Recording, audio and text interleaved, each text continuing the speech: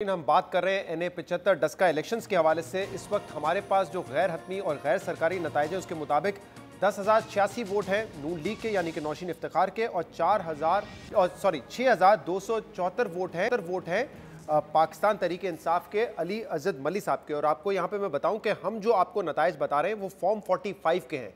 इस वक्त बहुत सारी इंफॉर्मेशन आ रही है जो कि PTI के कैंप से आ रही है, नून लीग के कैंप से आ रही है, उसमें नताइज मुख्तलिफ हैं। तो हम कोशिश कर रहे हैं कि जो फॉर्म 45 के नताइज हैं वो आपको बताएं। एक बड़ी अहम खबर मीर साहब ने हमको देनी है, लेकिन मैं अगर सोहेल साहब से एक मुख्तसर इस पर बात कर लूँ, क्योंकि सोहेल साहब तमाम इलेक्शंस में कवर करते हैं, नताइज कैसे कंपाइल कर रहे हैं बड़े अच्छे तरीके से जानते हैं। तो सोहेल साहब, फॉर्म 45 के नताइज हम जो दे रहे हैं वो कहीं कहीं मुख्तलिफ भी आ रहे हैं, तो ये पार्टीज भी अपने तरफ से नताइज बताती हैं और कहीं ना कहीं शायद इन्फ्लुएंस करने की भी कोशिश कर रही होती है। जी दुरुस्त है, लेकिन बेसिकली यही सही तरीका है।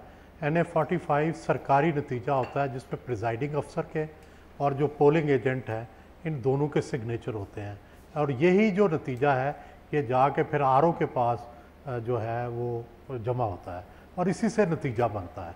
तो बाकी जो नताइज होते हैं वो ज़ुबानी होते हैं और उसमें फ़र्क भी आ जाता है, बताने में फ़र्क आ जाता है। बाज़ औक़ात आपके जो पोलिंग एजेंट है वो आपको सही नहीं बताते, मुखालिफ बता देते हैं। सही। तो बेहतर तरीका फॉर्म 45 का ये एक तरह से, अगरचे ये भी गैर सरकारी होता है जी, लेकिन ये सरकारी के करीब तरीन होता है, करीब होता है। तो ब्रेक में जाने से पहले हम बात कर रहे थे कि कैंपेन हमजा शहबाज ने की है, मरीम नवाज की तबीयत ठीक नहीं थी। मीर साहब के पास ब्रेक में कुछ अहम इन्फॉर्मेशन आई है इस हवाले से। अच्छा, वो आपने जो सवाल किया था कि ये हमजा शहबाज साहब जो है वो रिलीज़ हुए हैं और कैंपेन वो चला रहे थे, तो अगर नून लीग जीती है तो क्रेडिट किसको मिलेगा। तो मेरे पास जो इन्फॉर्मेशन है, मैंने पहले भी आपको तकरीबन यही इन्फॉर्मेशन दी थी, लेकिन उसमें मज़ीद ऐड कर रहा हूँ कि ये जो आज इलेक्शन हुआ है डस्का में, इसको डायरेक्टली मियाँ नवाज शरीफ साहब लंदन से बैठ के मॉनिटर कर रहे थे और कैंपेन को भी वही देख रहे थे। और मरीम नवाज शरीफ, हमजा नवाज और अता तारड़ साहब, ये तीनों नवाज शरीफ साहब के अंडर डायरेक्टली काम कर रहे थे।